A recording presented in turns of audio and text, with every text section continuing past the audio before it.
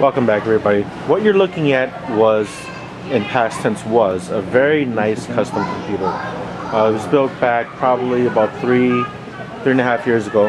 This is a Lian Li aluminum case. Very nice looking case actually for its time. So aluminum construction, brushed aluminum all the way around. However, the aluminum was not so thick. It was very thin.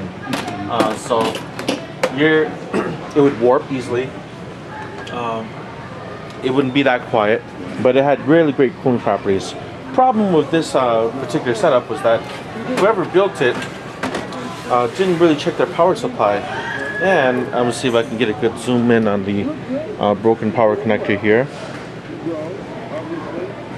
I don't know if you can see that. But what happened here was that the power, one of the power connectors had actually overvolted. It's actually melted here.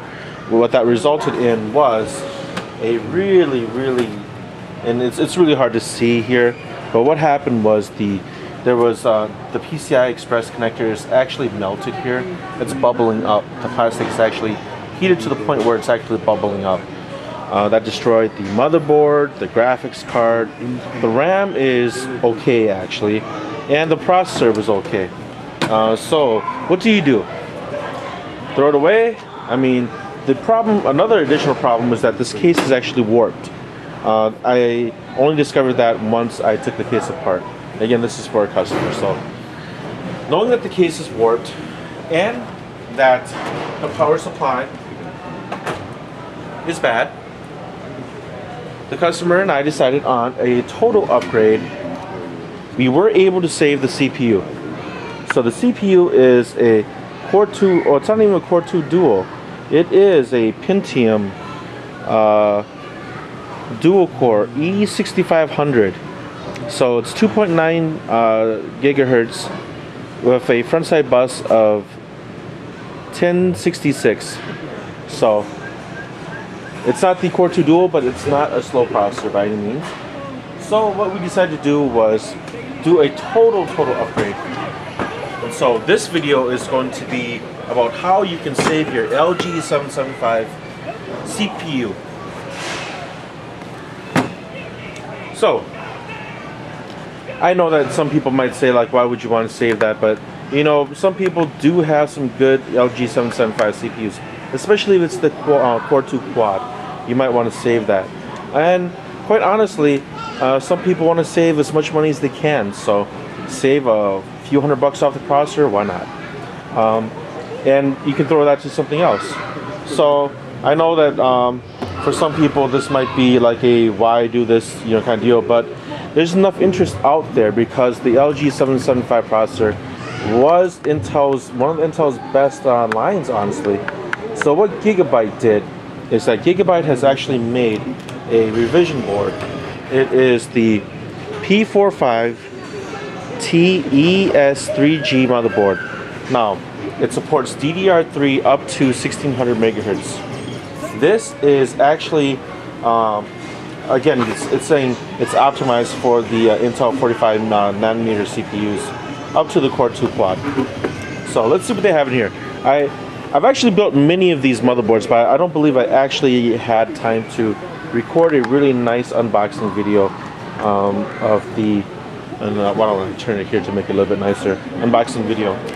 So in case you're interested, you get two SATA cables, an IDE cable, you get your multilingual installation book, you get your manual, user's manual with driver disk, and your back I/O plate, and the motherboard itself. Again, it seems like Gigabyte is not packaging it with foam, which is okay because this is their dual BIOS, but it's not their dual copper PCB board. But it is a good motherboard nonetheless. I saved a lot of LG775 CPUs for this board, and they run better with DDR3. Okay. So here is the board right in front of us. We have your socket there. We have only a 4-pin CPU power socket, but it does work with the Core 2 Quads. I have done this before. What you have is you have one mini PCI Express. You have a 16x PCI Express connector here. And you have a lot of expansion actually for PCI. 1, 2, 3, 4, 5. You have your floppy on the bottom here. You have a front USB, 3 headers for front USB, your front panel connector, 6 SATA connectors, very well placed, 1 system fan, 2 system fan, and then you have your CPU power fan up here. So this motherboard gives you a lot of nice little options. It even has a CDN for the old IDE CD. Let's see what else it has here. We have IDE connectors here, your 24-pin power connector here, and up to, I believe this is going to be up to 16 gigs in DDR3. So very nice. You have your Gigabyte's trademark front audio panel connector way in the back. Still don't like that. You have a stereo out. You have 1, 2, 3, 4, 5, 6 USB, gigabit LAN, analog. I believe that is analog coaxial out. You have your old printer ports and joystick port, believe it or not, and PS2 connectors here. So overall, very, very nice board. Now, instead of doing separate unboxing videos for everything, I'm going to go ahead because, you know, unboxing separate components is nice, but I don't think anybody's actually done a whole, you know, series on how to, on what goes into an upgrade or a repair. I have not, I mean, and granted, I don't go on YouTube as much as I should. I've not really seen anybody do this. And since I am a repair shop, well, why not? Well, why not? Do real life repair videos, huh? So, what we decided on for the power supply is Antec's True Power. It says it's the basic 550 watt, but it is continuous power, and that's what you want to look for. This 550 watt continuous power supply is more than enough power for some high-end graphics cards or medium high-end graphics cards. 80 plus rated, so it's going to save you electricity. It is a modular power supply, and this is one of the best power supplies for the money. You know, looking at all the specs, it'd be hard pressed to find something that would beat this for the buck, especially if you're not running insane big power graphics cards. So, Antec always shrink wraps their power supplies. We have your power cord, and we have all of the connectors here. So PCI Express, Molex. We have your CPU power connector right here, and this is an 8-pin, by the way. It does have an 8-pin. It is mesh sleeved, so the whole power supply does have, all the wires are mesh sleeving. And let's see, you have 4 screws inside here, of course, and no damage to the power supply. But let's take off the plastic.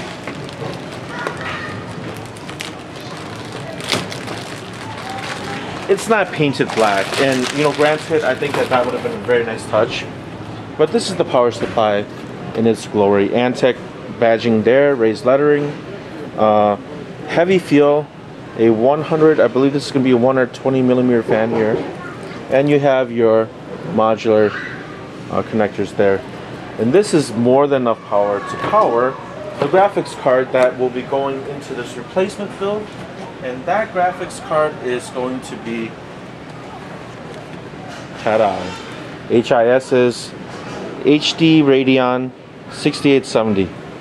So, officially requires a 500 watt power supply. Now, 550 watt continuous is more than enough for this power, for this graphics card. I've done an unboxing of the HD Radeon 6850 from HIS before. Some of you might have seen it. If not, it's one of my very, very earliest videos that I was doing. But if not, might as well do a quick unboxing right now. Crossfire bridge here, if I can see where I'm working.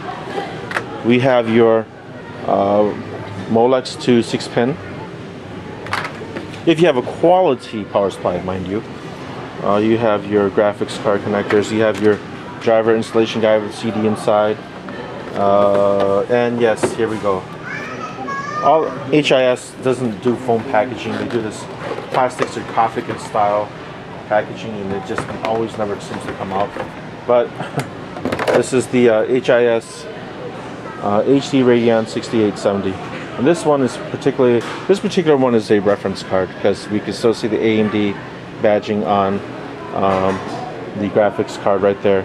So this graphics card gives you Infinity up to 4 monitors, great tessellation upgrades from the 5000 series. Doesn't really break the bank. They have really gone down in price since they've been released. It gives you great performance in 1900 by 1900 by 900 resolution. So now the RAM that's going to go into this build is going to be 4 gigabytes of DDR3. Now, since this CPU only has a front side bus of 1066, meaning it was only meant to run at that, what we have is G-Skill's dual channel kit. This is the F3 1066 CLD 4 gigabyte kit. So this is more than enough. It's quick, low voltage, and very durable. G-Skill RAM is very, very durable and universally compatible. So I usually go with them for my builds. G-Skill doesn't pay me to say that, mind you. Okay. Now, this is a case that I really like. I am going to unbox a case too. So this is going to be a full upgrade video. And when it's done, you can see the results. But the case that we decided on is Cooler Master's 430 Black Elite. This is an ATX size or a mid-tower case. Has great ventilation. It really does. Looks pretty nice. It's not aluminum like the Lan Li, but the Lan Li case was probably way over like $150 when it was brand new. So what we did salvage from the Lan Li case was from this old build was this, and I believe this is going to be a Zalman CPU cooler. Unfortunately, back then they didn't do the push-pull design, but we're going to salvage that. We're going to take the Lan Li multi-card reader. It's aluminum. We're going to take that and use that in the build. Let's see.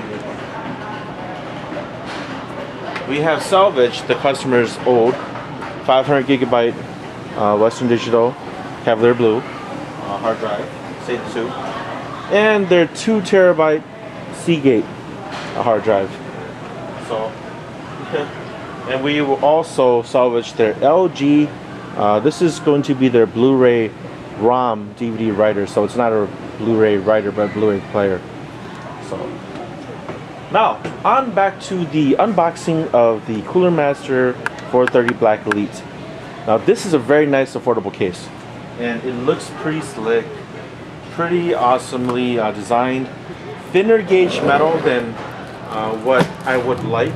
However, if you're not moving around, it's more than adequate. And you have a lot of pictures on this case too, which is cool. Okay. So, I'm going to tip this upside down. And it's packaged a little bit. There we go. And get that good packaging.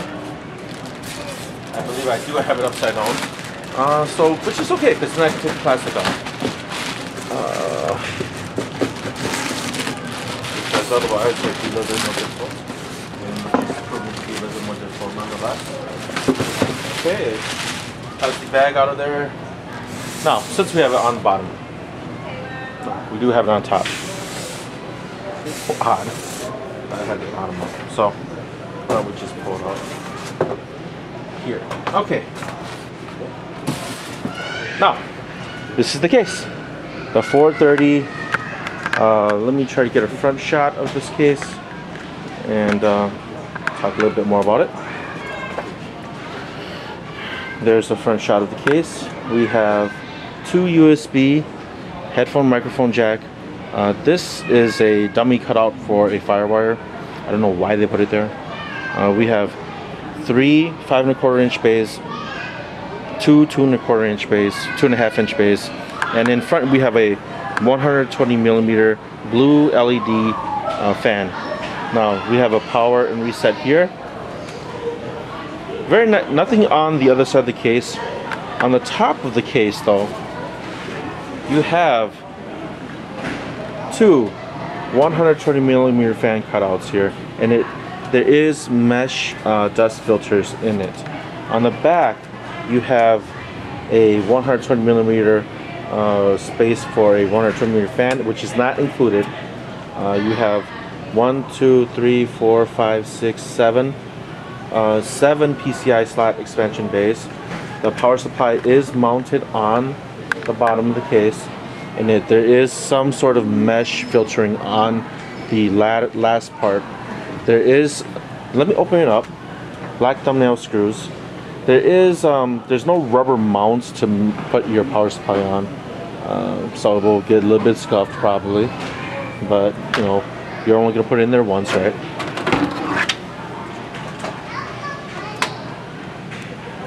So there we go.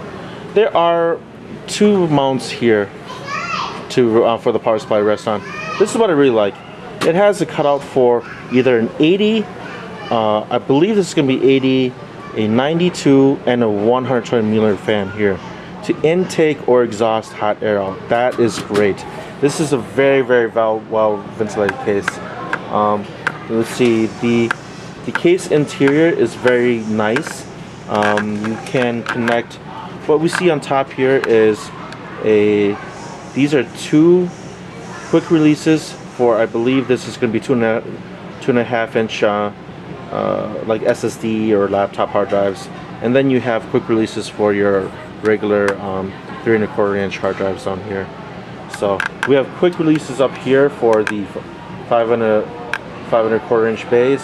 I really don't like that, you know, but you do have the option of just putting in some screws to lock things in.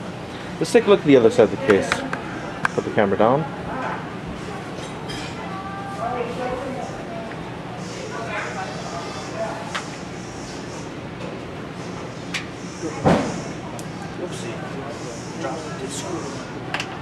Now, with the side off, the case becomes a little bit more flimsy.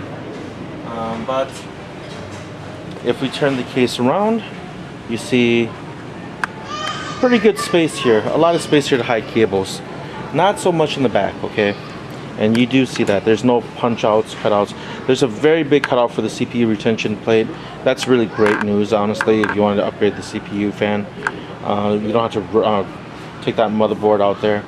Motherboard, there's no removable motherboard tray in this, and I understand why, because the construction is not as sturdy as one would like if you had a removable motherboard tray anyways. But all in all, very good case for the money. Let me see what they can't exactly recall what they give us in terms of accessories and such.